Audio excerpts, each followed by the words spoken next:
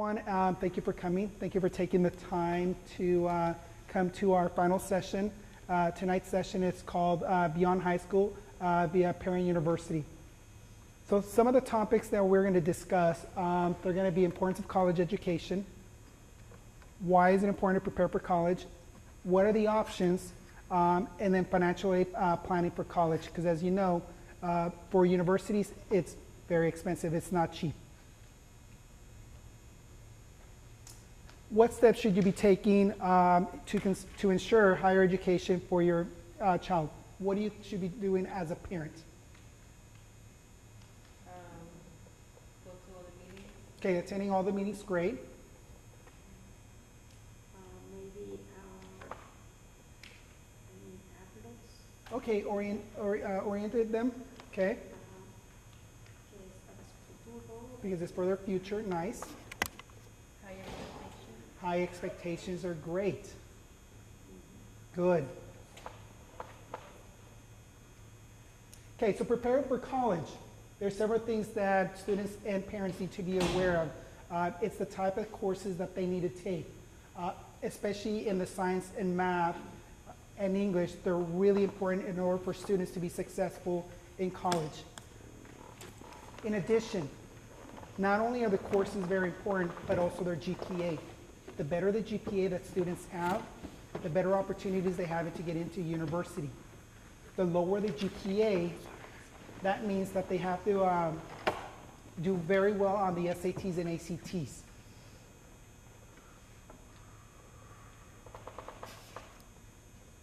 So why is it important for college as far as their education? Number one, they have better opportunities to get better jobs. The more educated our kids are, the better chances they have in life of getting better jobs and being much more successful. So as my parents would always say, so they don't struggle like we struggle growing up. We want to ensure that they have the best opportunities they can as possible. Okay, it also leads to higher learning. And in addition, greater income. Especially if they go on into the becoming a teacher or working with the school district, the more college units that they have, the more money they're going to be able to make. So if they end up with only a bachelor's degree, they may range anywhere between probably 40 to 50,000. But with a master's, they can go from 65 to 70,000 and even more, depending on the years of experience that they have. This is just an example of the charts as far as incomes. So if you notice, for a doctoral degree, the weekly income is about $1,600, $1,700 a week. If we look at it where only high school students graduated, it's about $400, $500 a week. And $500, $2,000 a month doesn't pay for a very nice apartment. They won't be able to pay for a really nice car. And if they get a master's degree, they're making about $1,300. And those vary from district to district and jobs to job. A lot of kids say, well, if I get this is how much money I'm going to make? Not necessarily. What's the difference from doctorate and professional degree? So a doctor is what they call a PhD. Okay. So it goes with a bachelor's degree, it goes a master's degree, and then it has a PhD. That's where they can actually call you Dr. Munguia, Dr. Smith. Not necessarily mean that they're actually doctors, that they just have a PhD. Because I see that they make more money as a professional degree. They do, because they're more educated. Okay, what does my child need to do to get into college? What do you think they need? We already talked about their academics. We already talked about their courses and their GPA. What else would be important for them in order to get in? Volunteering. Volunteering, that is awesome, especially for the UCs. That's really awesome. Anything else? Money. We'll talk about money in a few minutes as far as scholarships and financial aid that students can qualify based on parents' income. And in addition, it's based on students' grades. There's especially with the California, which is called a Cal Grant. I'll provide more information as you can see how that kind of works. What else? Ganas de ir. Hey, so ganas de ir, the will to go. Yeah. What about support from the parents? Yeah. Encouragement, support. We want to make sure that they're taking those right courses. We want to encourage them. So they said, Dad, I don't want to take chemistry. We want to encourage them to take that chemistry because that chemistry can make the difference to get into a four-year college. The more they take, the better it's going to look. The less they take, they're going to have to score really well on those SATs and ACT scores. One other thing is that we always, we drill in our students' mind, it's the A through G, A through G, A through G. And if you ask your student, if they're in high school, what is A through G? They should be able to tell you what it is. And A through G, these are the requirements that students must meet in order to get into a UC or a CSU. We're looking at A, history, 2 years. That's like world history and US history. Number 2, which is B, 4 years of English, whether it's regular English or it's advanced or AP, IB, or SECA. Mathematics, 3 years of math. 4 is recommended up to Algebra 2. If they're going to a UC, we prefer that they take trigonometry. They're much more better prepared than if they stay with the Algebra 2.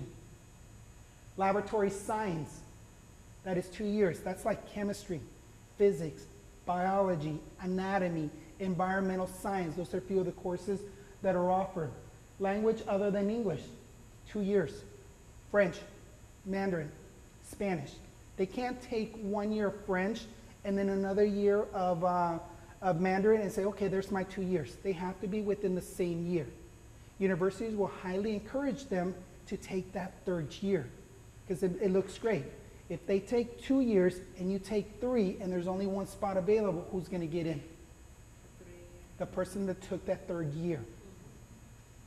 F, visual and performing arts. That's like drama, art, digital photo, graphic arts, to name a couple of the courses. And then college preparatory elective.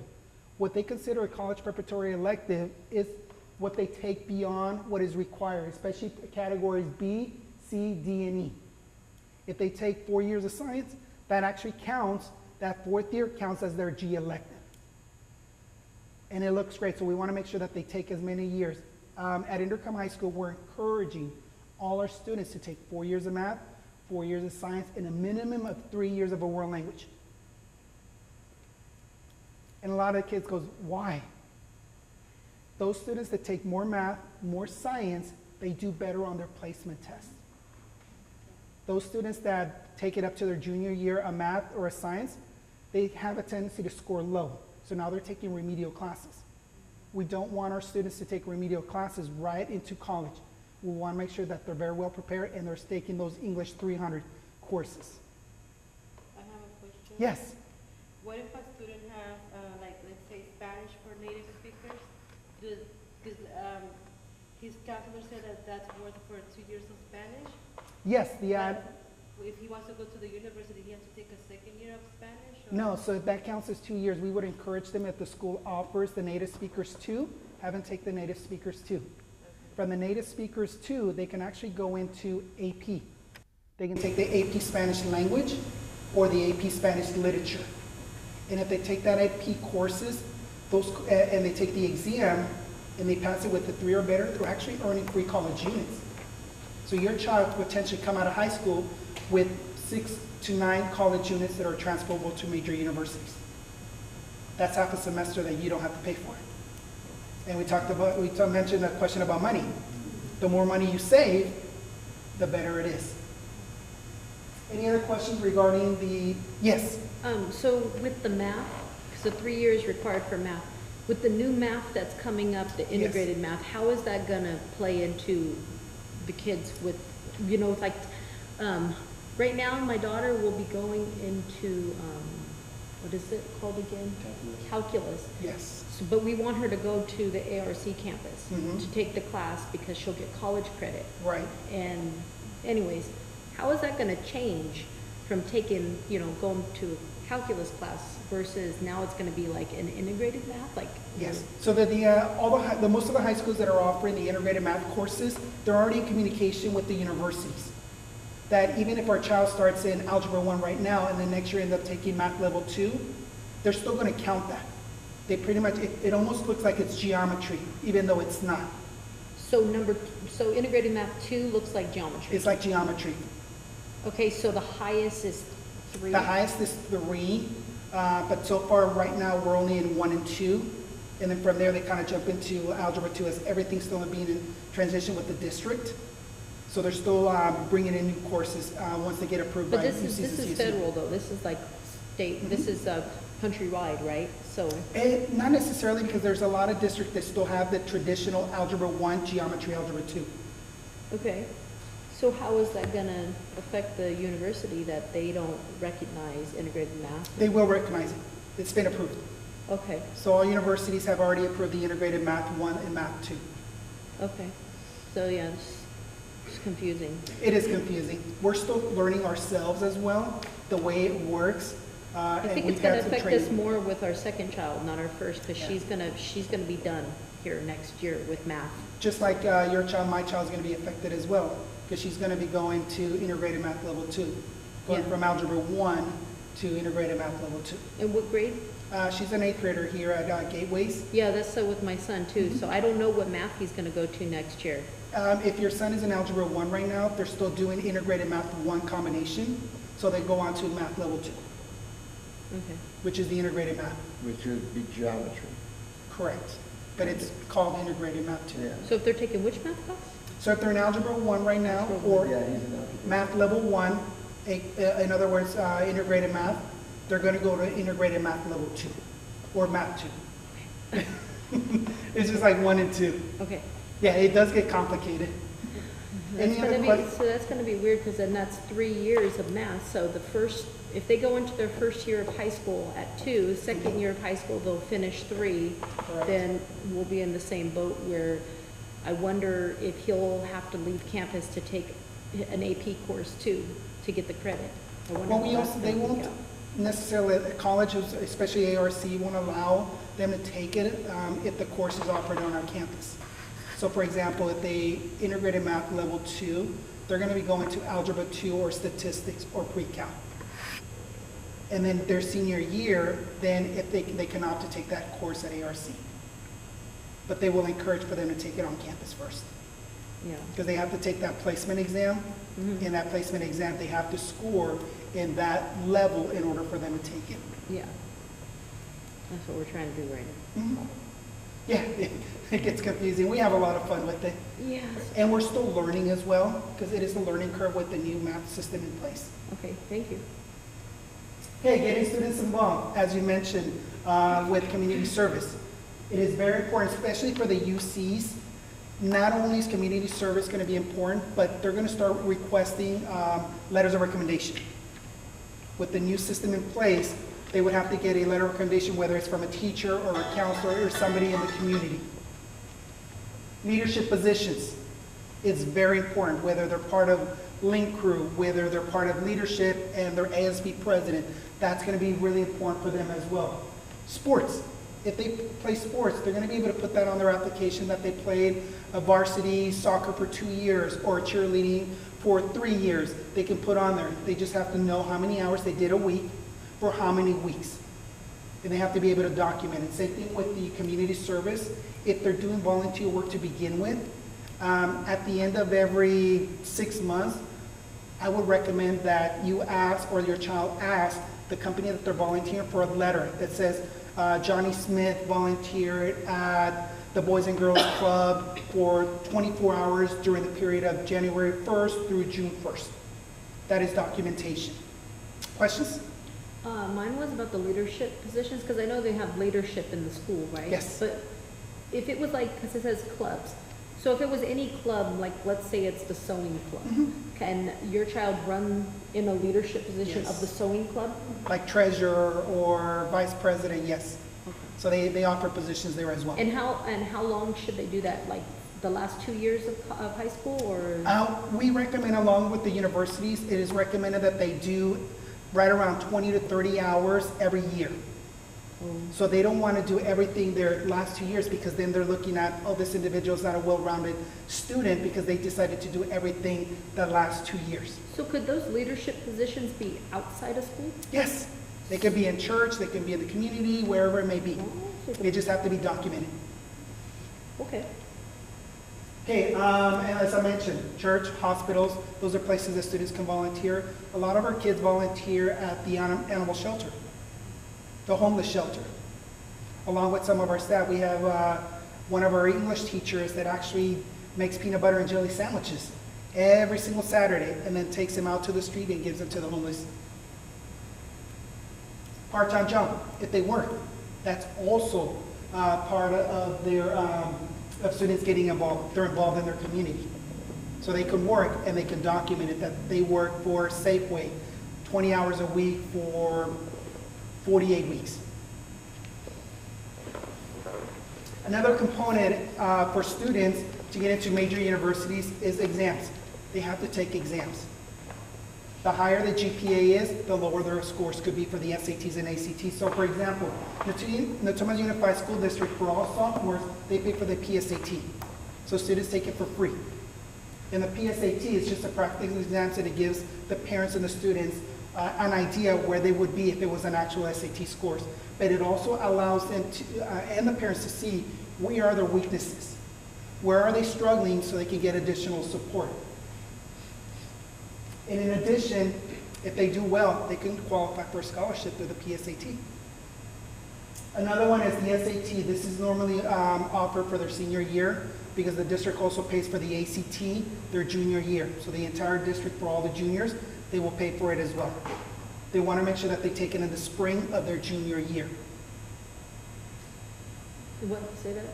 The ACT is what they want, the universities want students to take in their junior year. It's one of the reasons why the district offers it in April, because now we're in the spring.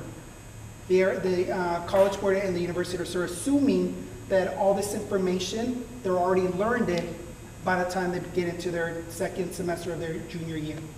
Mhm. And then the subject test, what it is if a student wants to challenge a specific subject. So let's say your child struggled in U.S. history because of a medical reason. The child can take the subject test for U.S. history and challenge it. And if they score well, they can present those scores to the universities. And then EAP, the Early Assessment Program, it was also developed to provide California high school seniors an early signal to opportunities to enter. They just take an exam to see where they're at.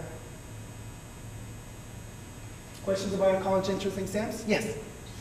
I'll just leave my hand up. So the test, the plan test, the one that you can take to prepare for the ACT test, it kind of gives you like an idea of how you. That's the PSAT and the ACT. So when you said they can take that PSAT. Their sophomore year. Mhm. Okay. That's When my just a kids practice- switched the schools, practice. I'm trying to see if I'm wondering if she was able to take that test or not. Was she here as a sophomore? Mm-mm. If she was here as a Yes. sophomore, she would have taken it in Yes, October. she was, but she wasn't here on that. She transferred in, right in the middle. Got it. So I don't know, I'm gonna have to ask her if they did it at the campus at Leroy Green. If she didn't take it, it is offered every year in October. She can sign up for that one just to get a feel for it, and then take the SAT in the spring of her junior year. So do you know if it's district-wide, the same time, do they take that practice test same Yes. wide? Okay, then okay. Yes. Then Natomas High and Leroy Green would have taken it at the same time. Yes. Okay, Same thing with Intercom High School. okay, So they would do the same times for everyone. okay, that's good to know. Okay, prepare for college now. Parents should ensure that their children develop the good study habits. That means that when they get home, they have a quiet place to study. That they're making sure that they're doing their homework. That they don't take a power nap for 3 hours.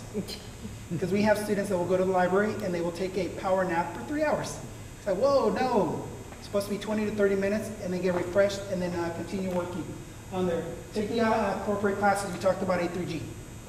We have a lot of our seniors right now, both here at Natomas High and Intercom High School, and I'm pretty sure that Leroy Green will have the same issue, is that kids will tell us, I don't want to go to 4-year. So they don't take the classes until their senior year, and then all of a sudden it's like, well, I decided I'm going to Sac State. Now our jaw drops like, okay, now we got to figure out how to work their schedule around so they meet the A through G. Sometimes we can get very creative where we double up on a science, and then we figure out what to do with the math. But if they wait till their last semester of their senior year, it's going to be very unlikely that they're going to end up in a 4-year. They'll go straight to a community college and then do a transfer program. Seek help if needed. Always have your child talk to their teachers first. They always come to us as the counselors and say, hey, what can I do? Okay, number one, did you speak to your instructors already? No, that's be a great place to start. Number two, if you don't get any help, let us know, we'll get involved. Bring your parents, we'll set up a meeting with all your teachers and see what we can do to get you going in the right direction.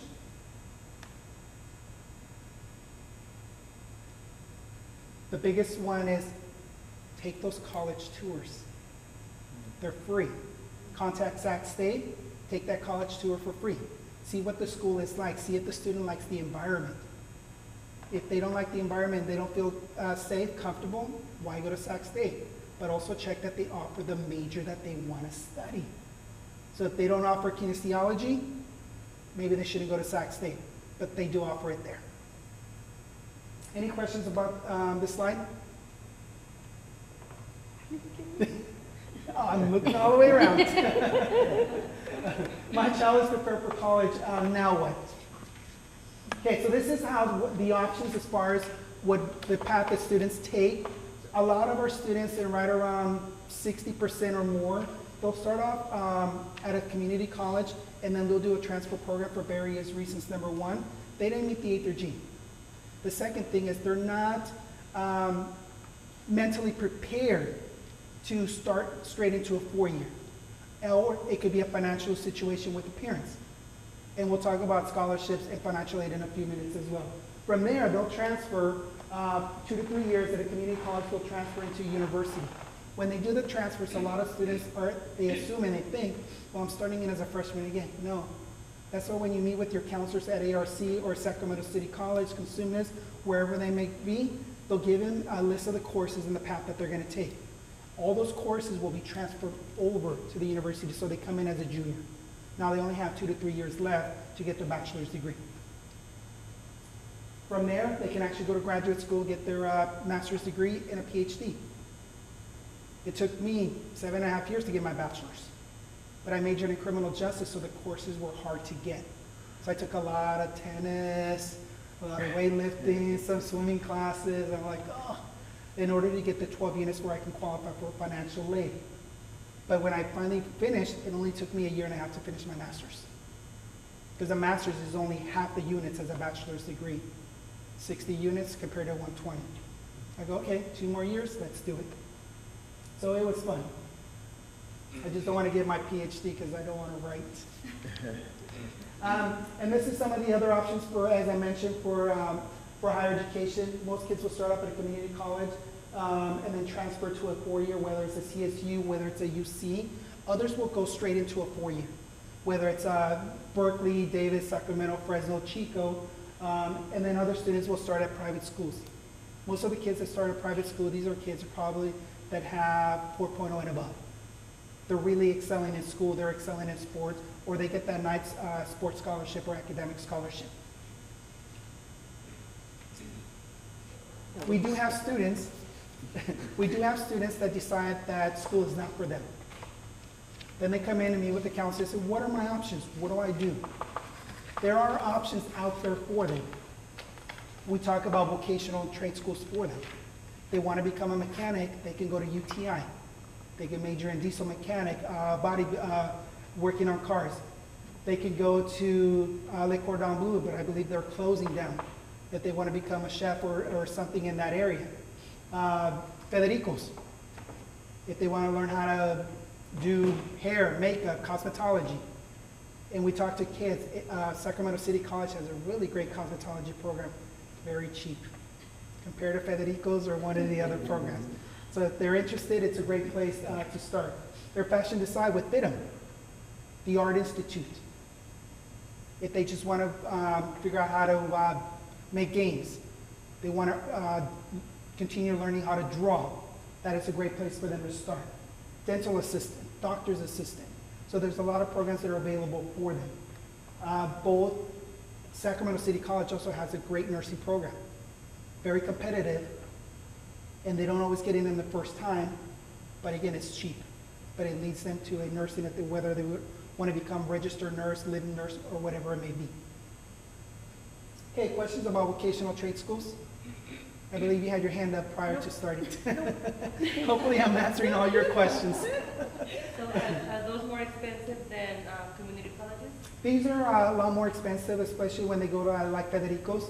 They're very expensive in community colleges. because all they're doing is, a lot of these programs are focusing on that area. Where they go to a Sacramento City College for cosmetology, they still have to take their English classes, they still have to take their math, their science, and then they'll still be taking their courses at least to cosmetology or nursing. But it is, at the end, it's great. Now we've talked about expensive money. There's the FAFSA, which is your free application for federal student aid. I'll just mention a couple points on that one because that in itself is its own entity and it could take forever. So some of the important things about this one is the students will fill it out January 1st of their senior year. So their last semester of their senior year, they'll start filling it out and they have until the March 2nd deadline. That's the priority, filling out the application. They can still fill it out after this March 2nd deadline, but it's like a pizza. If we bring a large pizza and everybody in here gets a slice and somebody comes in late, what are they gonna get? No. Nothing, the leftovers, the crumbs. So that you have to start when they're like, in their sophomore year or something? No, this one starts their senior year. Oh, their senior year. This one is their senior year, January 1st of their senior year. Oh, okay. Because it's gonna apply for that following year, for example, our So if senior. you, so if you apply in June, then you're out of luck, probably most likely. Correct, for the most part, yes. So then parents will be paying for tuition. So for example, our graduating seniors right now, they just filled it out and counselors were all available. We brought them into the computer lab and we sat them there and we helped them out fill out their FAFSA, like their college applications. So for these seniors, the FAFSA would apply for the 16-17 year. Okay. And every year, every January, they have to fill it out. Oh, Kids think that it's, While they're in college. yes, kids think that by the time that if I fill out it once, that's it. No, every year you have to apply. Yes. okay. So if they get the FAFSA done and they go to college the following year, okay? So when they're reapplying, are they now not our income anymore because they're living on the campus? Not necessarily, especially for the Cal Grant. But what they look at, the FAFSA, what they look at several things. Number one, they look at parents' income. Number two, they look at the cost of attendance of the school. The more expensive the school is, the possibility that students can get some financial aid. The more money the parents make and they're going to community college, they're probably not going to get anything. Okay, so can you get FAFSA money from FAFSA, the federal money, and your scholarships at the same time at your Yes. school? Yes. Here's how that works. So if you apply for FAFSA, and you also apply for private scholarships through the school, what they do is whatever money you got from the scholarship, if you have excessive money for the FAFSA, they start taking it away from the FAFSA Okay. because they don't want to give you $3,000 plus $12,000. So that's too much money because they're going to pay, the FAFSA is going to pay for tuition. Then whatever is left, not including the Cal Grant, goes directly to the student. So the way that works is, let's say you got a FAFSA and Cal Grant for a total of $15,000. Tuition costs $12,000 for the full year. Now you have $3,000 left. If it's in semesters, they'll divide that $3,000 into the first semester and they'll give you a check for $3,000. That pays for your textbooks or whatever you need. Then the second semester, because your tuition is already paid for, that's other $1,500 will go for that second semester. Does that make sense? And if there's any private scholarships, they will apply to that as well. If she's living on the campus the next year she applies, and we refuse to give her any of our money, they still take our money into account? But why? They have several reasons.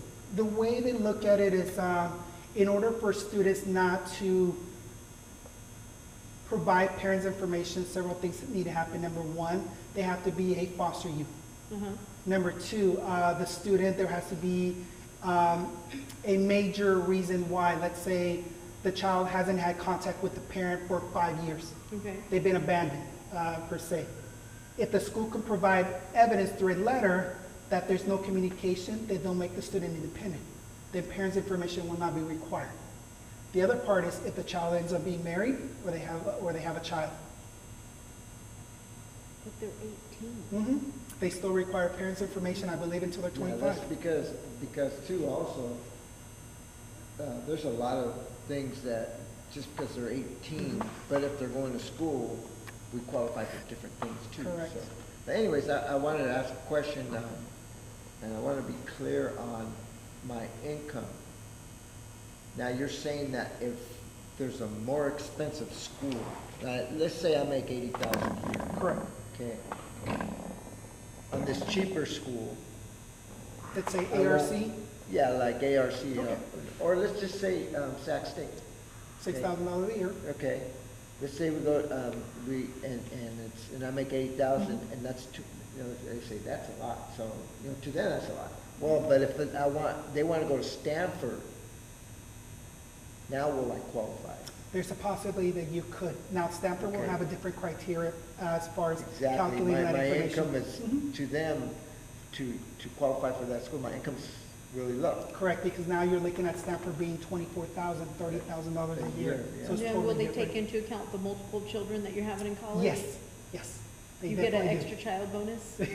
I don't know if they do it like the tax credit. I don't know about that one, but definitely, for example, with my daughter's at Sac State, she's in her 3rd year.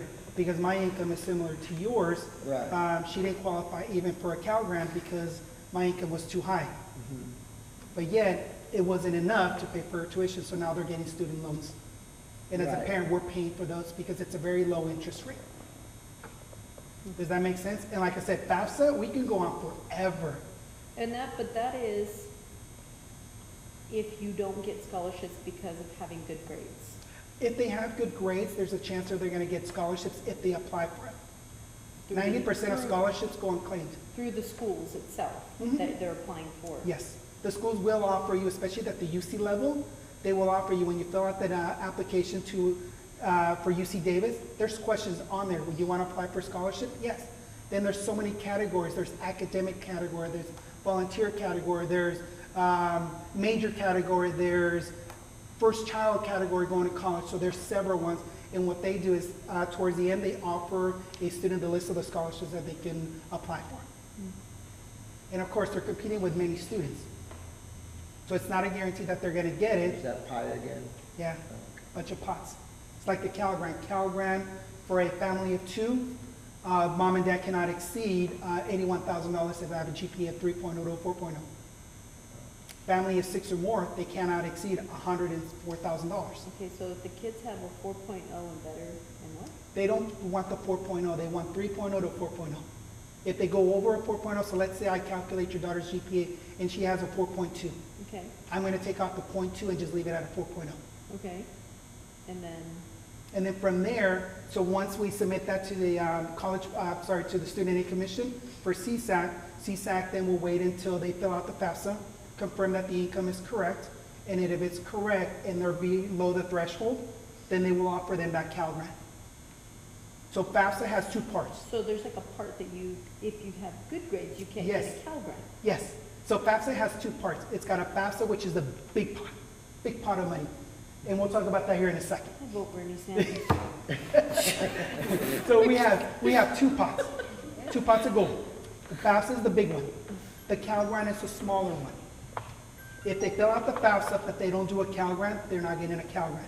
If they do a Cal Grant, which all the schools in our district, they submit it automatically for all students, regardless of if they're documented or undocumented. We just have to submit it by law. Then once that is done, then with all the information that they have on the FAFSA, they're going to link the Cal Grant information to the FAFSA. Then they're going to require proof that, in other words, getting audited, that you do make $80,000 a year, not $120,000. And they'll gather that information to your tax returns. They'll ask copies of those first 2 pages. And it say, yeah, you make $80,000 and she has a 3.9 GPA 4.0. She could potentially qualify for that scholarship, and that grant is anywhere between $1,500 to $12,000. And that's just for one school year though. But it's guaranteed money. As long as That's the they're Cal G, Grant. That's the that is Cal the Cal Grant.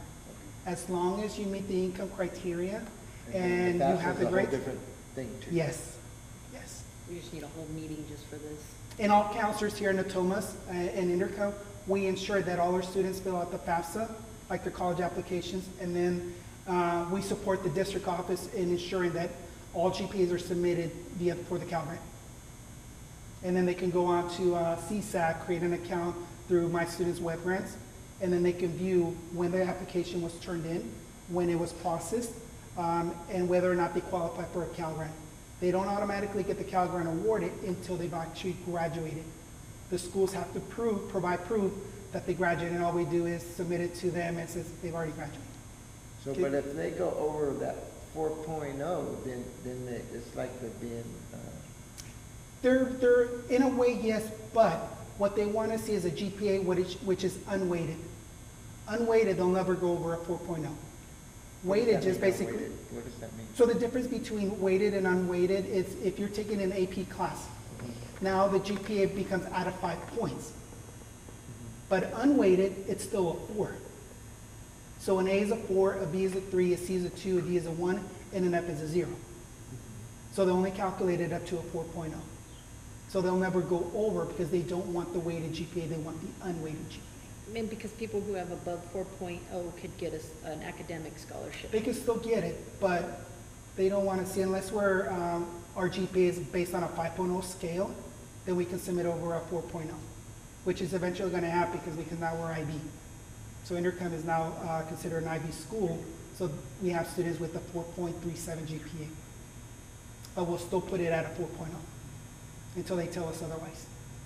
We just don't want any student to be denied because they're over a 4.0.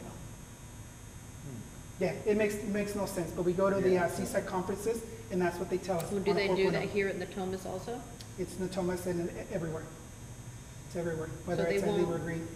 So weighing out if they go over the 4.0, They'll be they disqualified. can get other scholarships. They though, can, right? yes, yes. So if they get a 4.0, again, we talked about those private scholarships.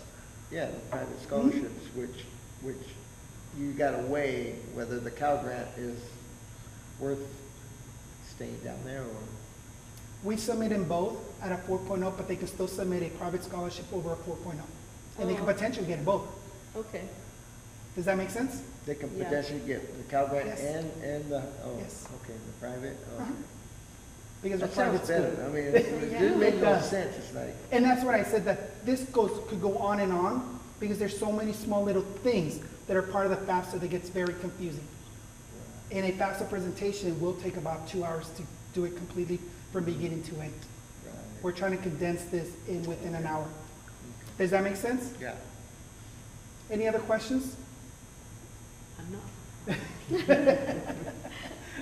And like I said, it's a lot of info with the FAFSA because there's so many things. But with the FAFSA, student loans are part of it. So if they don't qualify for financial aid and they don't do the FAFSA, they don't qualify for student loan because the FAFSA has to be submitted. Right. And a lot of kids says, well, I'm not filling it out because I know we don't qualify, my parents' income is too high. But do it anyways for those student loans, those parent plus loans, because it's at a very low interest rate. So for example, my daughter has loans that we're paying off every year. They don't have to pay it back until they've actually graduated from college or they dropped out. So 6 months after they leave school, they start paying for it. And there's the subsidized and unsubsidized, where the unsubsidized is basically interest gets accrued from day one. The subsidized is if I get a third, a $3,000 loan, 6 years later, it's still $3,000. Okay. The interest will not start to accrue until after I graduated and 6 months later. Does that make sense? The basic student loan. That is correct. And there's several other things on here as well. And then there's the private loans. With the private loans, there's higher interest rate, of course. And those are the ones that we try to avoid as much as we can. Especially don't use your credit cards if you don't have to. It's easier to just get that loan and start paying $50 here, $100 there. And it makes a big difference. When I got my student loans at Sac State, I started paying them every month. So by the time I was done, I only owed $11,000 out of $25,000. While you're going to school. yeah. While I was in school. While our kids are in there, we can start paying them back. Correct, Without the interest. correct. Yeah. Yeah. And you pay for the interest as well, Just so you like want how to you keep it get at that. furniture and refrigerators and stuff, right? And then the plus loans is basically for parents as well. And then there's also, like we talked about, this private scholarships, but there's also the work-study money.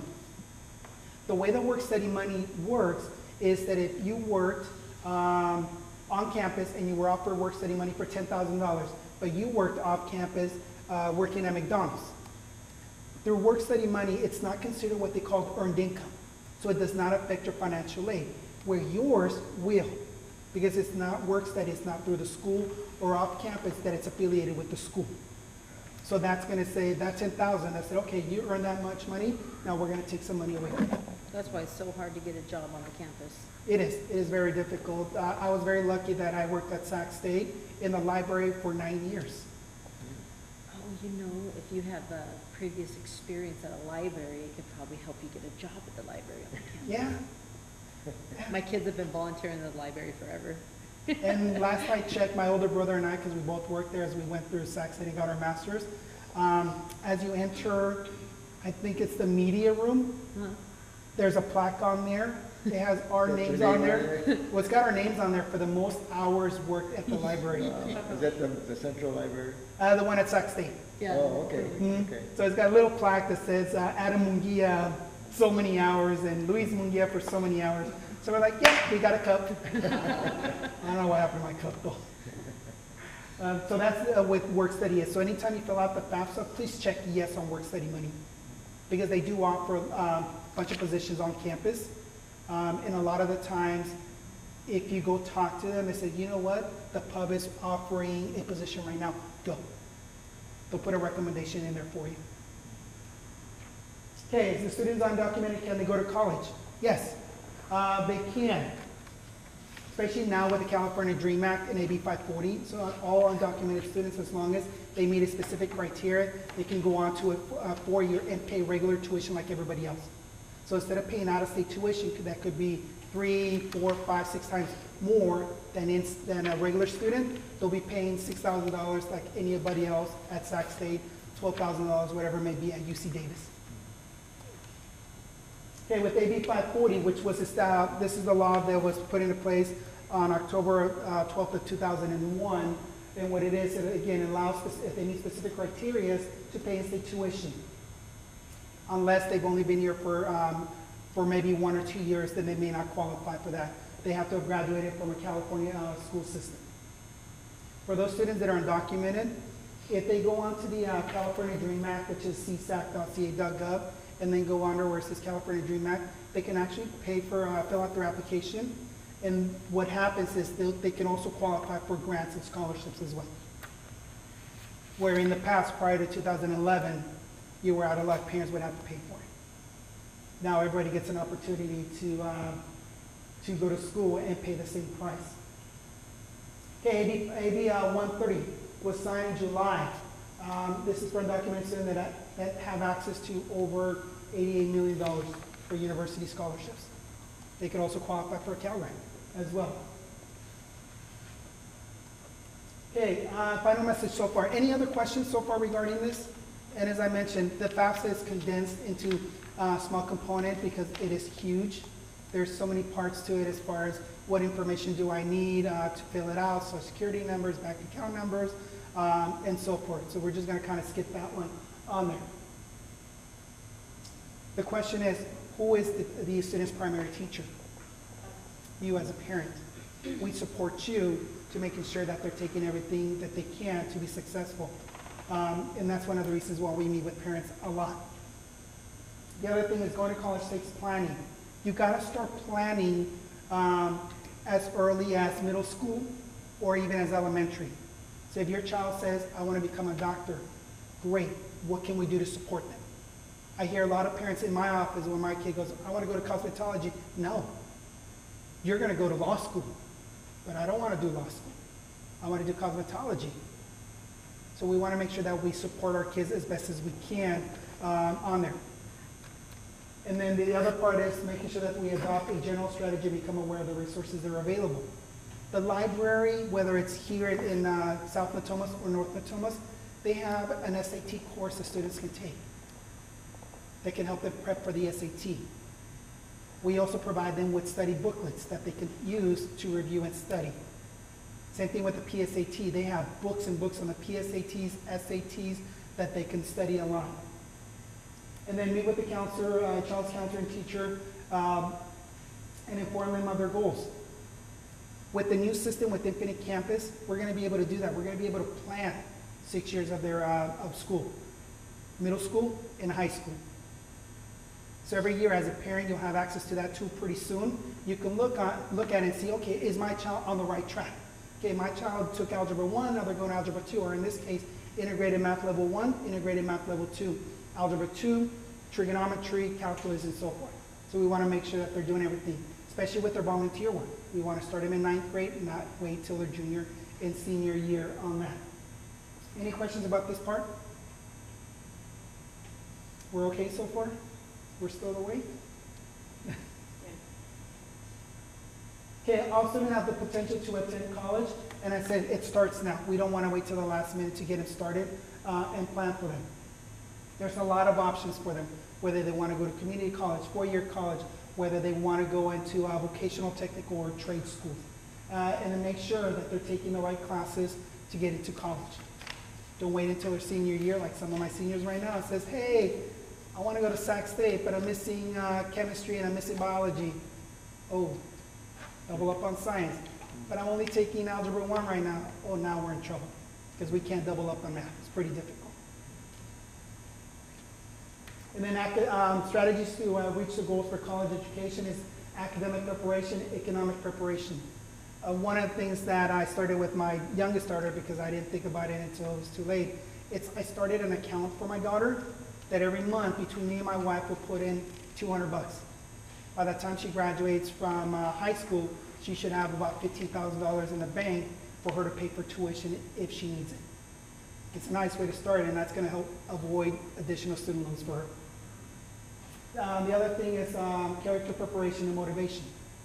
Encourage them. If they feel like giving up, don't let them give up.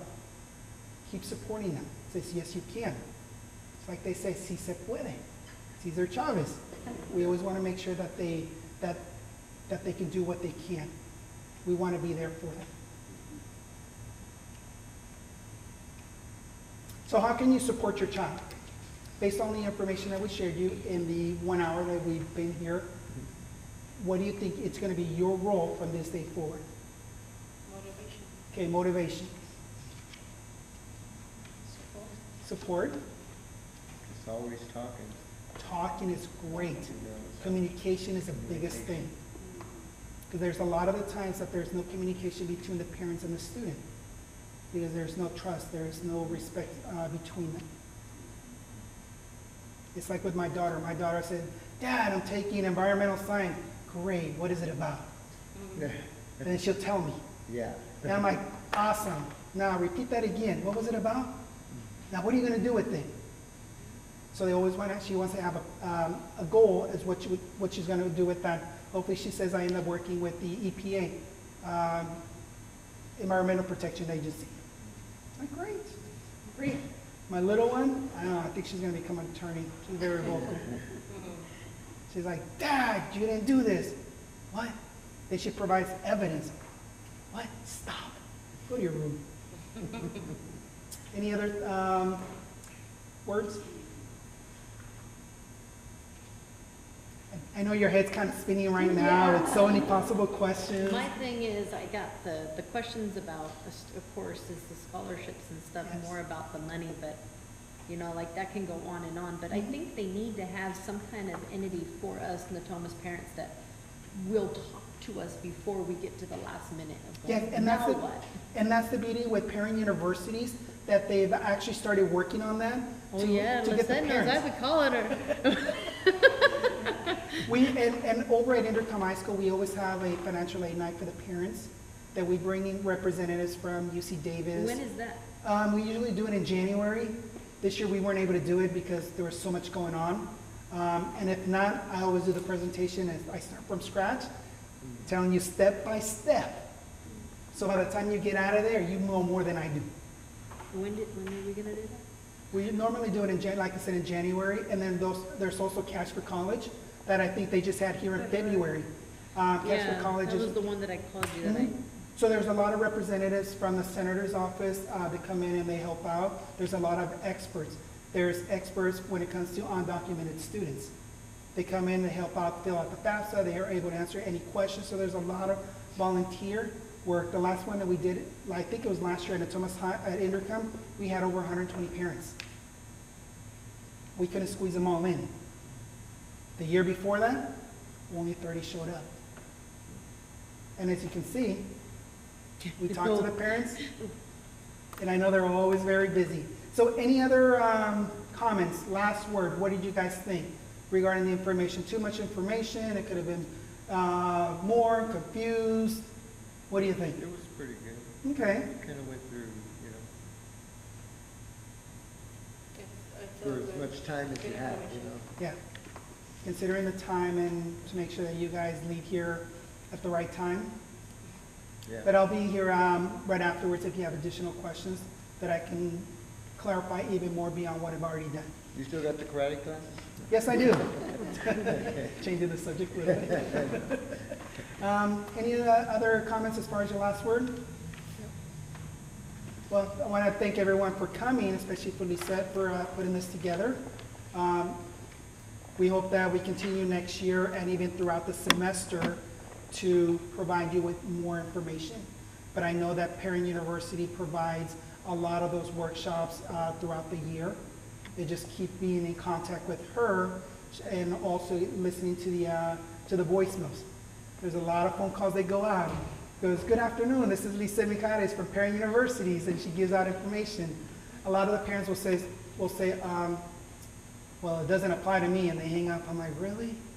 Did you even listen to the message? No. So now you just missed out on a great workshop. And I know they just put the one for Cesar Chavez over at UC Davis, which we had an opportunity to attend about 70 plus kids, which was awesome. Yeah, it's great. It was raining, but we still walked in the rain. What was that? Cesar Chavez, Si Se Puede. That was the Oh, one okay. we couldn't go because we had the indie game. Yeah, it was the youth leadership conference. Yeah. Okay, well, thank you everyone for coming. Thank you. Thank you. Appreciate it, and thank you all for coming.